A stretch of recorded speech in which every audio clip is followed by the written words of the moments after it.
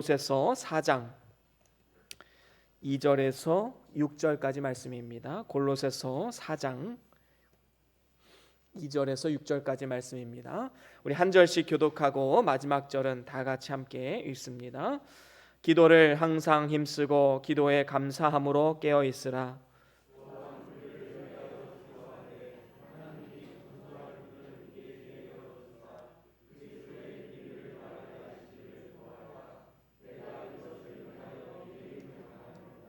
그리하면 내가 마땅히 할 말로써 이 비밀을 나타내리니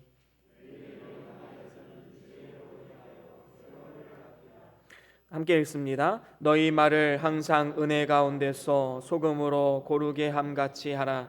그리하면 각 사람에게 마땅히 대답할 것을 알리라. 아멘.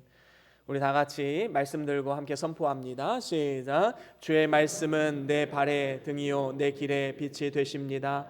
주여 말씀하옵소서. 주의 종이 듣겠나이다. 아멘. 아멘. 오늘은 골로새서 4장 2절에서 6절 말씀으로 성도의 기도 생활이란 제목으로 함께 말씀을 나눠보길 원합니다. 전 세계 통틀어서 사망 원인 1위가 심혈관 질환이라고 합니다. 전 세계 사망자의 10명 중에 3명이 심혈관 질환으로 사망하고 있고 돌연사의 80%가 역시 이 질환에 해당한다고 합니다.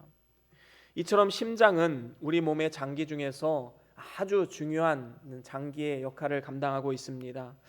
만약에 이 심장이 7초만 뛰지 않나도 우리는 기절할 수밖에 없습니다. 그리고 이것이 4분 이상 지속되면 회복된다 할지라도 평생 식물인간으로 살 수밖에 없는 것이지요.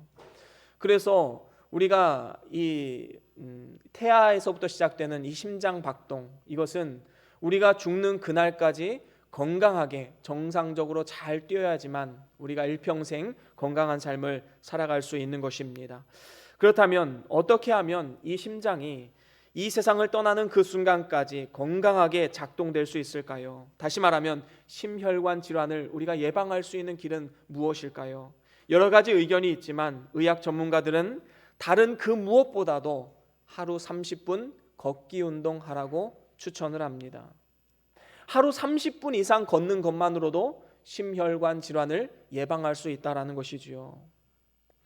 그런데 한번 생각해 보십시오. 많은 현대인들이 하루 30분 이상 걷는 것 쉽지 않습니다. 많은 사람들이 앉아서 생활하고 있고 직장 생활 대부분 앉아서 생활하기 때문인 것입니다.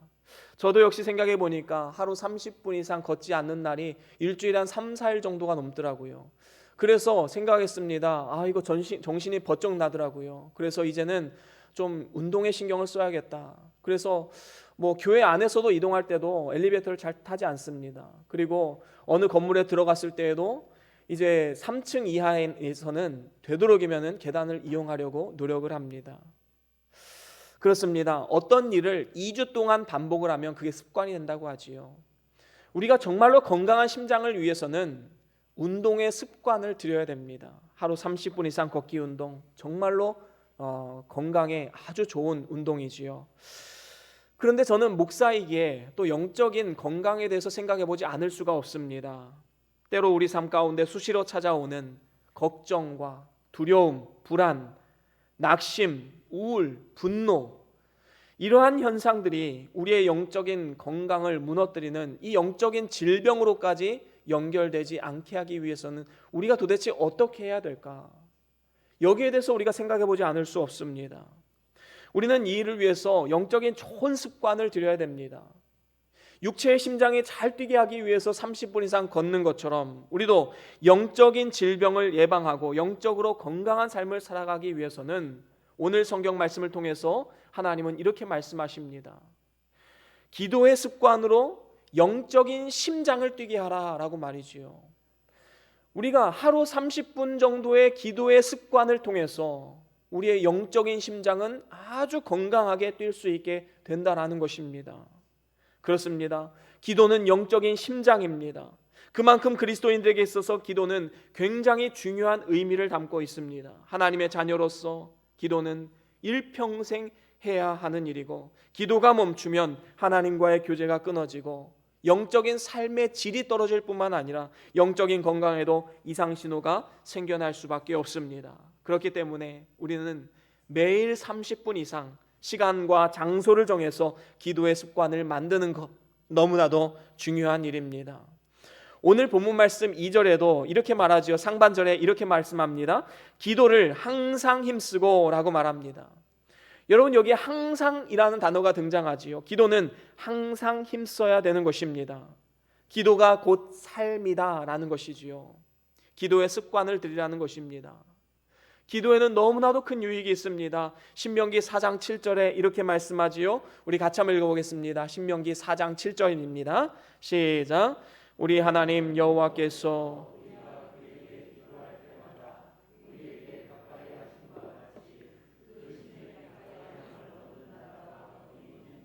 아멘. 그렇습니다.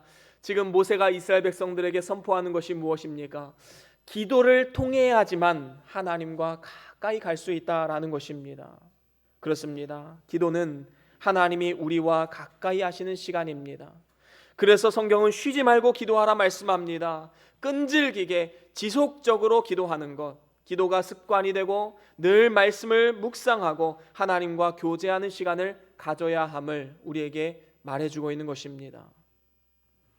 기도하는 시간은 하나님으로부터 지혜와 능력을 받는 시간입니다. 예수님께서도 새벽 미명에 기도하셨지요. 기도 없이는 아무 일도 행하지 않겠다 말씀하셨습니다. 그래서 만약에 우리가 하루에 30분조차도 기도할 시간을 확보하지 않는다면 우리의 영적인 건강은 너무나도 쉽게 무너질 수 있음을 반드시 기억해야 합니다. 사실 가만히 한번 생각해 보십시오. 우리가 왜 기도하지 않는 것일까? 하루 24시간 중에 단 10분도, 단 30분도 하나님 앞에 내어드리지 못하는 이유가 무엇일까? 이유는 아주 간단합니다. 내가 의지하는 그 무언가가 있기 때문인 것이지요. 여러분, 우리가 진정으로 기도하지 않는 이유는 내 건강을 의지했든, 내 물질을 의지했든, 내가 가진 지식을 의지했든, 내가 가진 경험을 의지했든, 나의 자녀를 의지했든 그 의지하는 대상이 있기 때문에 기도하지 않는 것입니다. 하지만 분명한 사실은 무엇입니까? 우리가 의지하던 그 모든 것은 언젠가는 이 땅에서 사라질 날이 분명히 있다라는 것입니다. 만약에 이것을 깨닫는 날이 우리가 이 세상을 떠나는 날, 바로 죽기 직전이다. 여러분, 이러한 사람처럼 불행한 사람은 없을 것입니다. 일평생 나 한 사람을 위해서 내 힘을 의지하며 살다가 그것이 무너지는 순간, 내 힘으로 되지 않는 것이 있구나. 이것을 죽기 직전에 깨달았다면 얼마나 불행한 인생입니까? 말 그대로 사망, 죽어서 망하는 그러한 존재가 될 수밖에 없는 것입니다. 그래서 우리가 성경을 통해서, 그리고 복음을 통해서 도의 이치를 깨닫는 것, 이것은 빨리 깨달으면 깨달을수록 인생의 복이 되는 것입니다. 늦게 깨달으면 깨달을수록 불행한 인생이 될 수밖에 없는 것이지요. 여러분, 야곱의 인생을 한번 생각해 보십시오. 야곱은 일평생 잔꾀에 능했습니다. 자기의 힘과 능력을 의지했습니다. 이제 20년 동안 그 라반의 집에서 엄청난 고생을 하고 간신히 이제 재산을 꾸려서 독립을 하게 되었습니다. 그런데 그의 삶에 자신의 힘으로 해결할 수 없는 문제가 탁 와서 부닥칩니다. 그것은 바로 에서의 위협이었지요. 가나안 땅으로 가는, 고향 땅으로 가는 그 길 가운데 에서가 떡하니 버티고 있는 것이었습니다. 400명이나 되는 군사를 이끌고 자신을 죽이기 위해서 달려오고 있다라는 소문을 듣게 됩니다. 얼마나 두렵고 떨리겠습니까? 그런 상황 가운데 야복강을 만납니다. 야복강을 앞에 두고 이제 가족들을 다 먼저 보냅니다. 그리고 자신만 홀로 남아서 자신의 삶을 돌아보게 되었지요. 일평생 자신의 힘과 능력으로 살아가고 자신이 가진 지혜로 살아가려고 발버둥 쳤지만 에서의 위협 앞에서 아무것도 할 수 없는 자신의 연약함을 바라보게 됩니다. 지금까지 자기가 일궈놓았던 모든 것이 다 무너질 위기에 처한 이 순간 가운데 마음이 힘들어서 참으로 고통스러운 시간들을 보내고 있었습니다. 그런데 바로 그 순간 갑자기 어떤 사람이 나타나서 야곱과 씨름을 하게 됩니다. 나중에서야 이 사람이 하나님이 보내신 천사라는 것을 알게 되었지만 그 당시엔 알 리가 없지요. 물고 늘어지면서 죽기 살기로 사력을 다해 싸우지 않을 수 없었습니다. 이렇게 야곱이 끈질기게 나오자 결국에는 천사가 어떻게 합니까? 야곱의 환도뼈를 칩니다. 환도뼈는 골반뼈를 말하는 것이지요. 이 골반뼈가 부러지면 하지를 쓸 수가 없습니다. 다리를 쩔뚝거릴 수밖에 없는 것이지요. 여러분, 그 당시에 다리를 쓸 수 없다는 것은 최고의 능력이었던 노동 능력, 생식 능력을 상실하는 것입니다. 그렇기 때문에 모든 것을 다 잃었다 해도 과언이 아닌 것이지요. 이렇게 자신이 자랑했던 모든 것을 다 잃게 되었을 때 놀라운 변화가 나타납니다. 이제 야곱은 그제서야 자신의 모든 것을 다 내려놓고 하나님의 도우심을 구합니다. 하나님을 의지합니다. 이 부분을 호세아 선지자는 이렇게 해석을 하지요. 호세아 12장 4절 말씀 우리 같이 한번 읽어보겠습니다. 호세아 12장 4절입니다. 시작. 천사와 힘을 겨루어 이기고 울며 그에게 간구하였으며.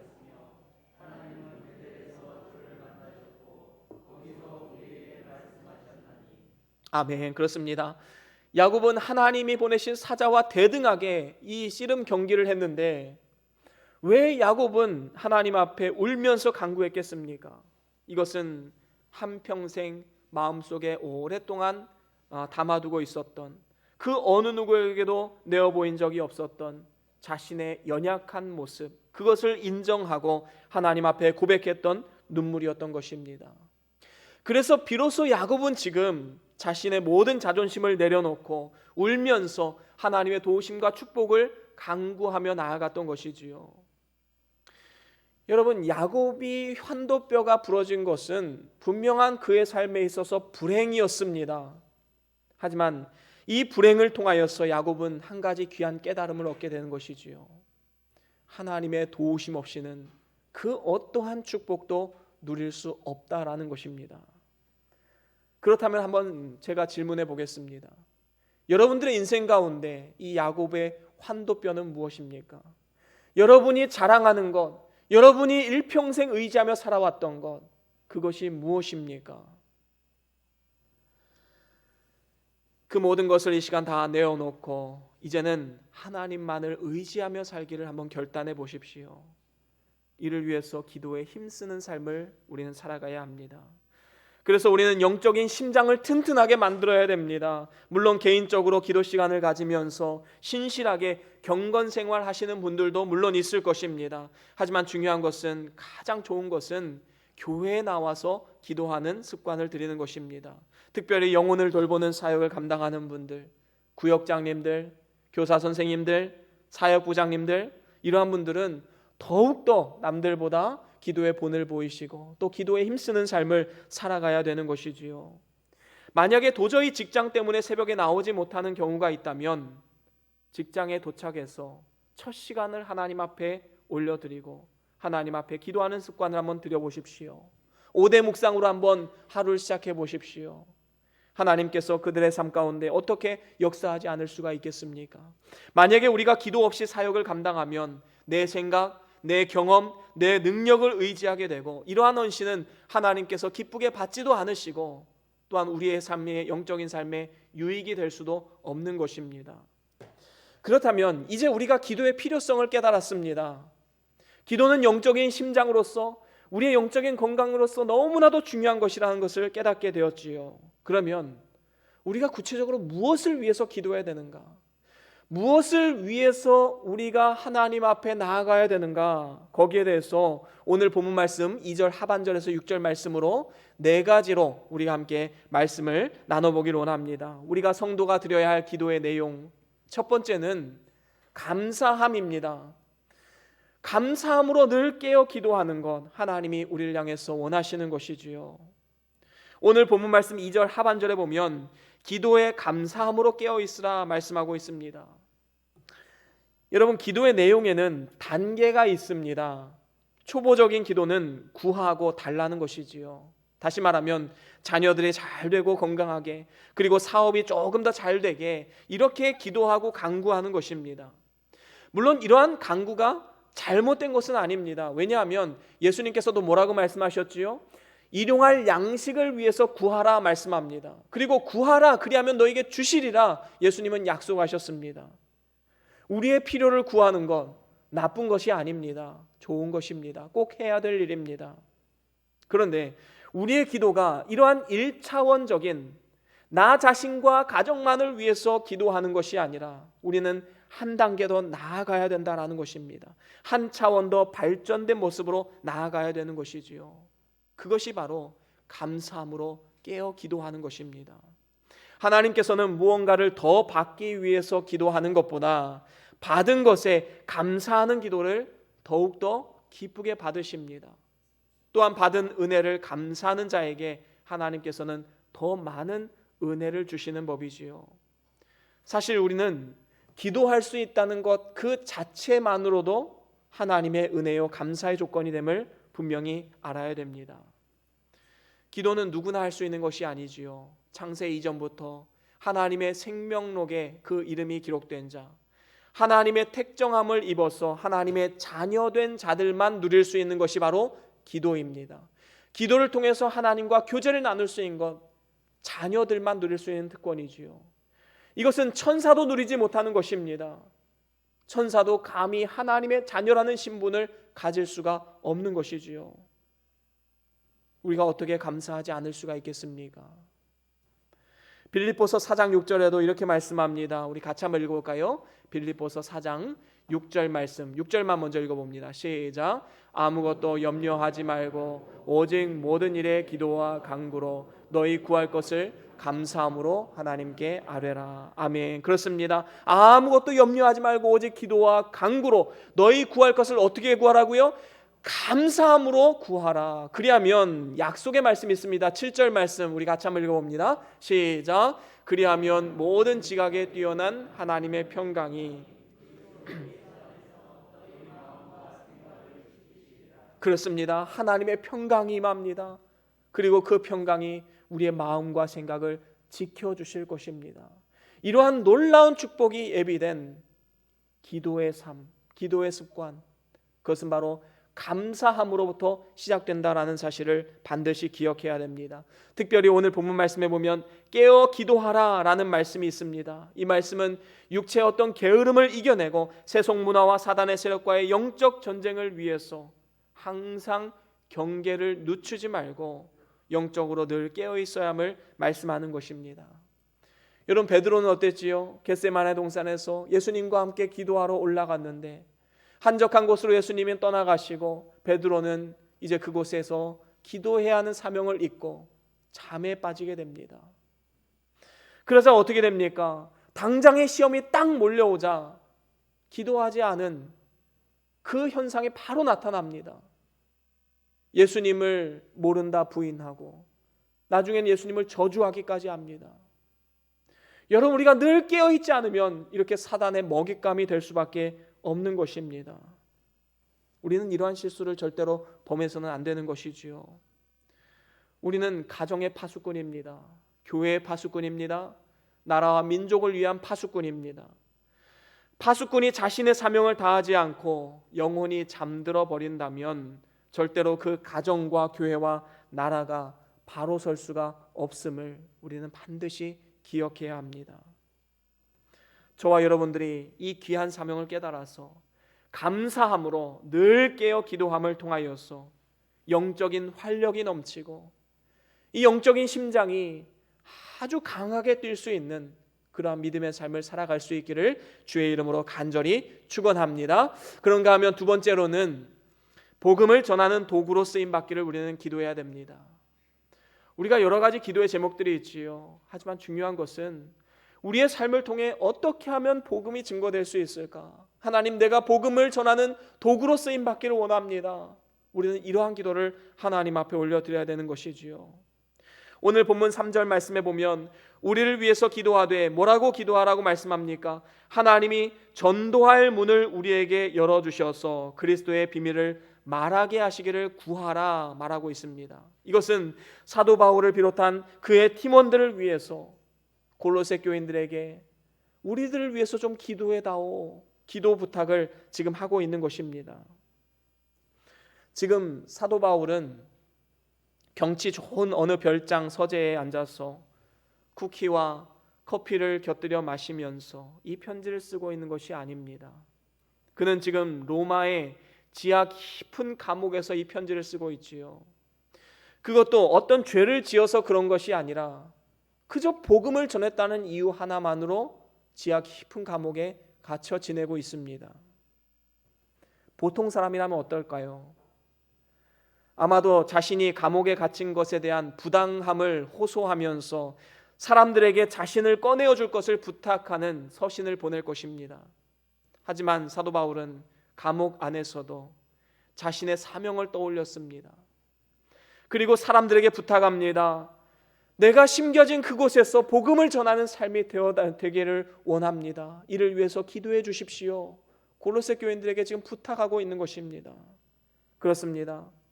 우리 모든 성도들에게는 복음을 전해야 할 사명이 있고 이 일을 위해서는 반드시 하나님 앞에 구하고 기도하는 과정이 필요한 것입니다. 사도 바울이 지금 골로새 교인들에게 기도를 요청하고 있는 것은 기도의 능력을 알고 있었기 때문이지요.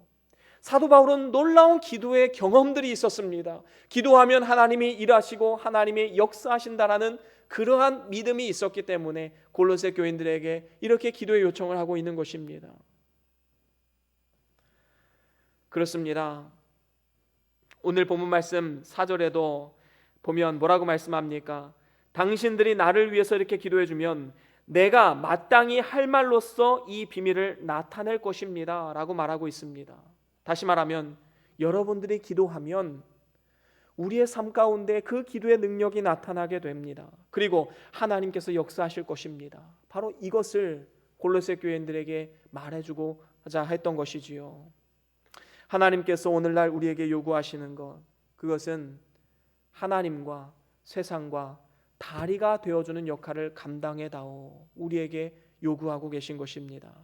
우리가 이 땅 가운데 살면서 작은 예수로 살아간다는 것, 소망이 없는 이 세상 가운데 진정한 소망의 빛을 증거해주는 역할을 우리가 감당해야 된다는 것입니다. 이것이 바로 복음을 전하는 삶의 모습인 것이지요. 사도 바울은 회심하기 전에는 교회를 핍박했던 자였습니다.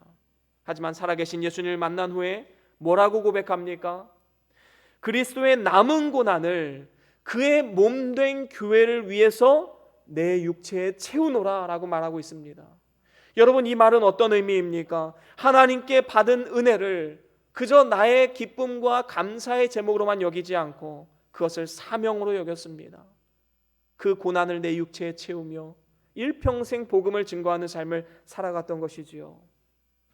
이러한 삶의 태도는 분명 자기 힘으로 된 것은 아닐 것입니다. 사도 바울 역시도 기도하는 사람이었기 때문에 이러한 일들을 감당할 수 있었던 것이지요.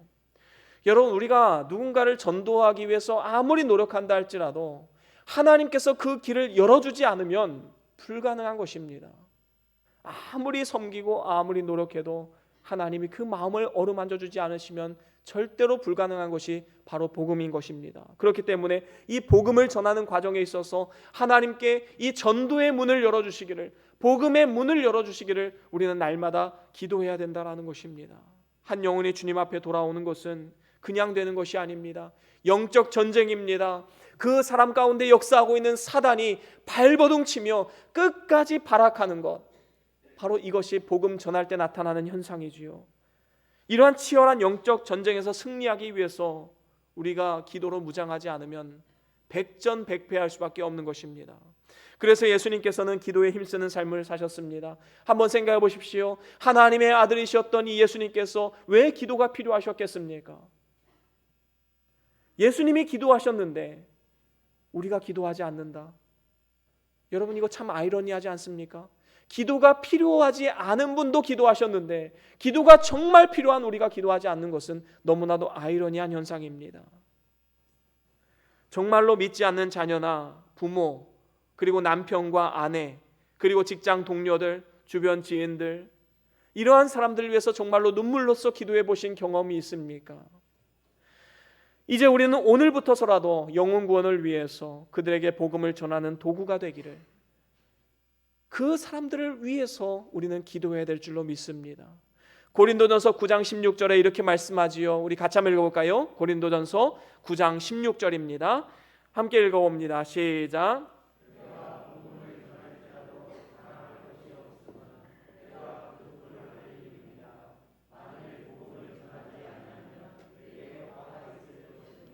아멘. 그렇습니다. 복음을 전하는 것은 우리가 마땅히 해야 될 일입니다. 이것은 해도 되고 안 해도 되는 문제가 아니지요. 부득불할 일이다. 그래서 이 일을 하지 않으면 오히려 나에게 화가 임할 것이다. 이러한 자세로 사도 바울은 일평생 복음 증거하는 삶을 살아갔습니다. 여러분 한번 생각해 보십시오. 어떤 큰 건물에 불이 났습니다. 그 안에 있는 사람들이 다 죽을 것 같아요. 그런데 나는 그 건물에서 빠져나오는 그 비상구를 알고 있어요. 그런데 다 죽어가는데 그 비상구를 끝까지 알려주지 않고 나만 살았다면 그 책임을 어떻게 감당할 수 있겠습니까? 여러분, 우리가 이 땅을 살아가면서 우리 주변 사람들, 믿지 않은 영혼들을 바라보면서 안타까운 마음으로 기도해주는 그런 마음이 우리에게는 필요한 것입니다. 눈물로 기도해야 됩니다.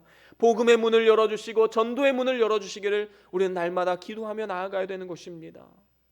그래서 우리는 때를 얻든지 못 얻든지 복음을 전해야 되고 영혼 구원을 위해서 복음의 문이 열리기를 우리는 반드시 기도하는 삶을 살아가야 되는 것이지요. 이것이 바로 우리 성도들이 기도해야 할 내용 두 번째입니다. 그런가 하면 세 번째로는 세월을 아끼는 지혜로운 사람이 되기를 우리는 기도해야 됩니다. 세월을 아껴야 합니다. 오늘 본문 5절 말씀에 보면 이렇게 말씀합니다. 우리 5절 말씀 우리 같이 한번 더 읽어볼까요? 시작. 외인을 향하여서는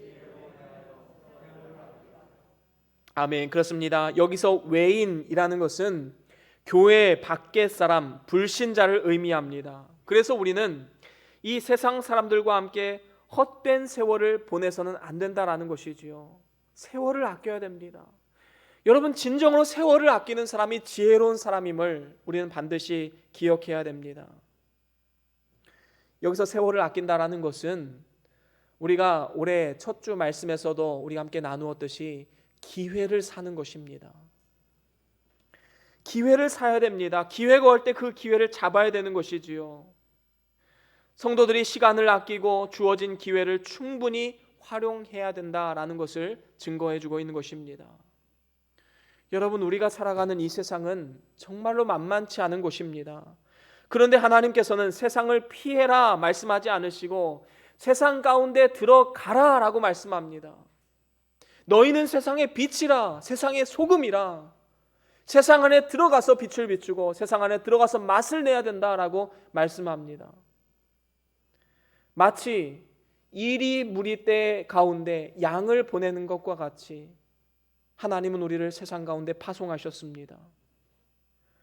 그러면 우리가 이러한 세상 가운데 어떻게 살아남을 수 있을까요? 주변은 다 이리 때인데 어떻게 살아남을 수 있을까요? 오직 기도 외에는 없다라는 것입니다.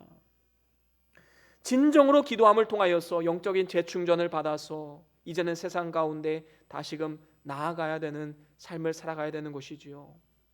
찬송가 499장 3절에 이런 가사가 있습니다. 제가 한번 부르지는 못하고 한번 읽어보겠습니다. 밤 깊도록 동산 안에 주와 함께 있으려 하나 괴로운 세상에 할 일 많아서 날 가라 명하신다. 여러분, 얼마나 멋진 믿음의 고백입니까? 우리의 세상은 괴로운 세상입니다. 그래서 밤 깊도록 하나님과 교제하고 기도하기를 원하지요. 그런데 하나님께서는 이 기도로 끝나는 것이 아니라 세상으로 나가라 라고 계속해서 우리의 등을 떠밉니다. 괴로운 세상에 할 일 많아서 날 가라 명하신다. 그렇습니다. 이게 바로 그리스도인의 삶입니다. 그런데 우리가 경계해야 될 것이 있지요. 금묵자흑이란 말이 있습니다. 먹을 가까이 하면 검어진다라는 뜻이지요. 우리가 세상에 나아가되 세상에 빠져 살아가게 되면 오히려 우리가 이 세상에 속한 사람으로 어리석은 삶을 살아갈 수밖에 없다라는 것입니다. 세상 속에 살아가면서 세상을 닮아가는 삶, 우리가 경계해야 할 삶의 모습인 것이지요. 우리는 분명한 정체성을 세워야 됩니다. 세상 가운데 파송된 자들이지만 세상에 속한 사람들이 아닙니다. 그래서 죄로 오염된 세상 속에서 우리는 언제나 거룩함과 정결함을 잃지 말아야 된다는 것이지요. 그리고 오히려 세상을 주님께로 인도하는 삶을 살아가야 하는 것입니다. 그렇습니다. 우리는 땅에 속한 사람이 아니기에 세상의 미움을 받으면서도 그들에 대한 사랑의 자세는 절대로 잃지 말아야 합니다. 약육강식의 이 세상의 가치관 속에서도 비둘기와 같이 온유한 삶을 살아가야 마땅한 것이지요. 이 땅을 살아가면서도 하늘의 것을 쫓아야 하는 사람들이 바로 우리 그리스도인들의 삶의 모습인 것입니다. 뿐만 아닙니다. 우리는 자기가 살기 위해서 남을 죽이는 이 세상 가운데서 남을 살리기 위해서 십자가를 져야 할 사람들이 바로 그리스도인들인 것입니다. 그래서 이러한 사명을 감당하려면 세월을 아끼는, 그야말로 기회를 사는 삶을 살아갈 수 있기를 기도해야 됩니다. 이것이 바로 하나님의 지혜이지요. 그래서 허락된 기회와 때를 적절하게 포착할 수 있는 안목과 통찰력을 주시기를 기도해야 마땅한 것입니다. 올해 첫 주에 나눴던 말씀 혹시 기억하십니까? 에베소서 5장 16절 17절 우리 같이 한 번 더 읽어볼까요? 에베소서 5장 16절 17절 함께 읽어봅니다. 시작. 세월을 아끼라 때가 악하니라.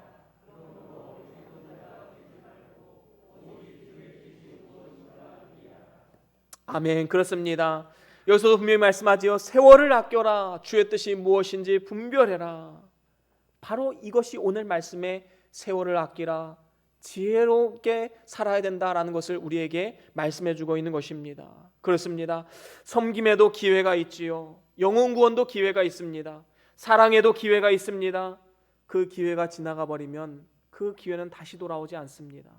그래서 세월을 아끼면서 기회가 찾아왔을 때에 하나님이 주신 지혜로 그 기회를 붙잡고 선용할 수 있는 그러한 믿음의 사람 우리가 되어야 할 것입니다. 그런가 하면 마지막으로 네 번째로 우리 성도의 기도는 말로 덕을 끼치는 사람 되기를 기도해야 됩니다.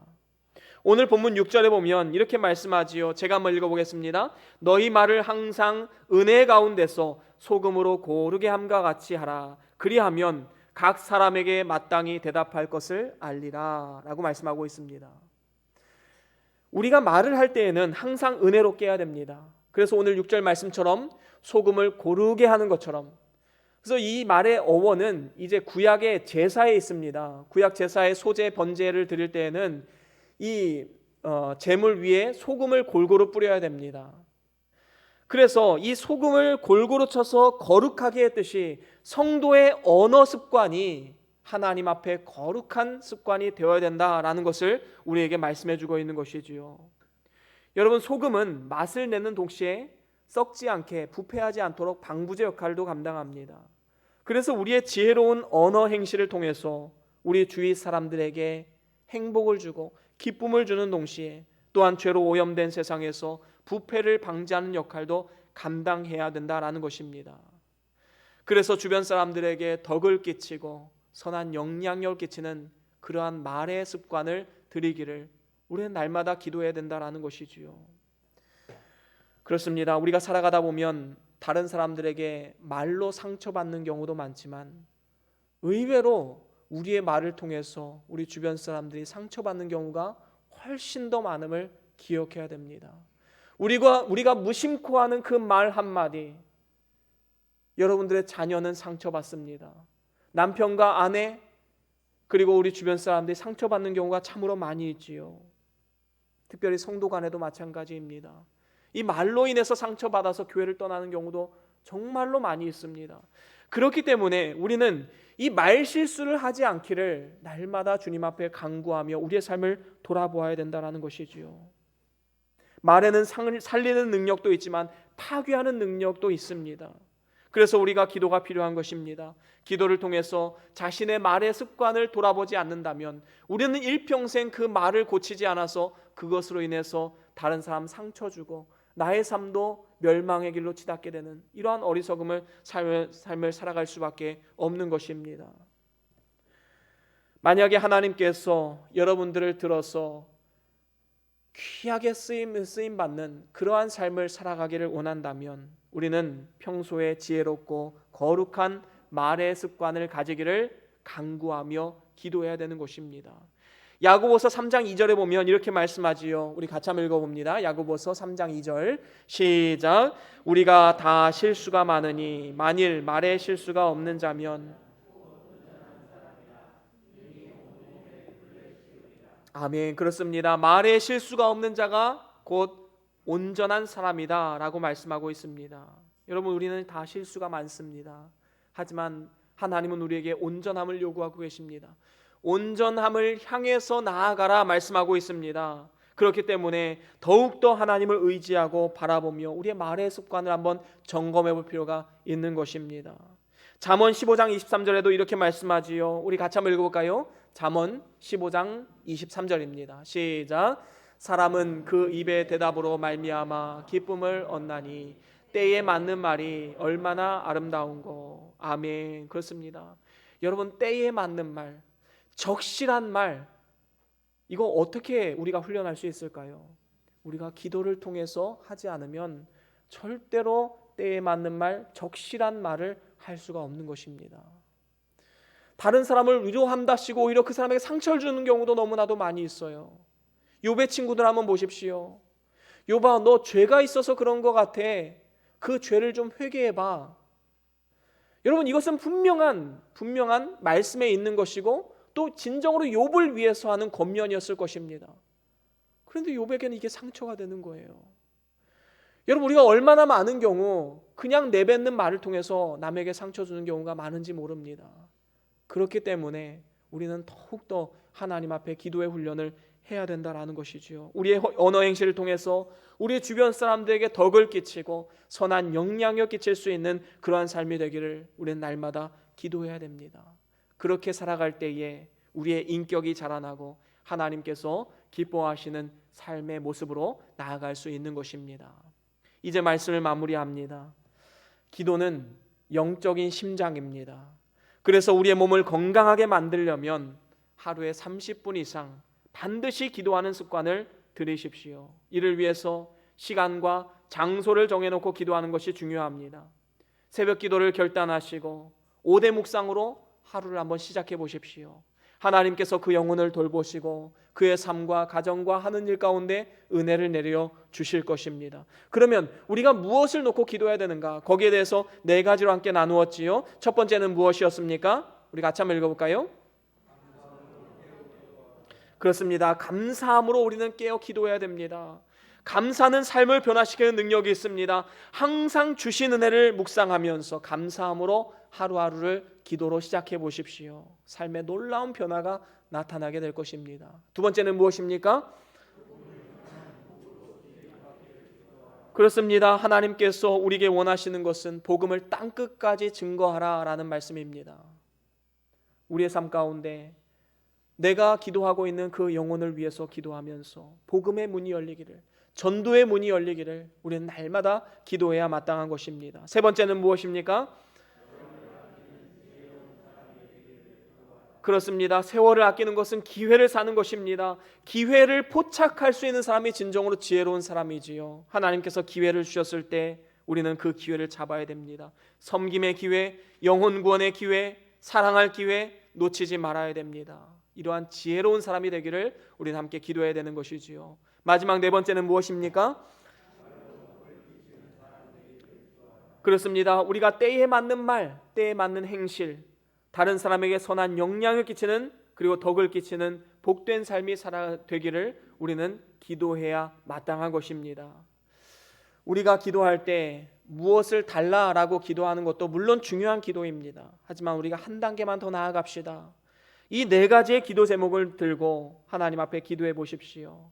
그래서 저와 여러분들이 하나님께서 주신 사명을 잘 감당하고 주변 사람들에게 선한 영향력을 끼침을 통하여서 심겨진 그곳에서 아름다운 꽃이 피고 많은 열매가 맺어지는 그러한 축복의 삶이 다 될 수 있기를 주의 이름으로 간절히 축원합니다. 우리 다 같이 오늘 받은 말씀 기억하시면서 함께 기도합시다. 어떤 마음의 결단이 생겼습니까? 어떠한 하나님의 음성이 들려주셨습니까? 그 말씀 부여잡고 우리가 다 같이 함께 결단하며 기도합시다. 잠깐 동안 묵상 기도합니다.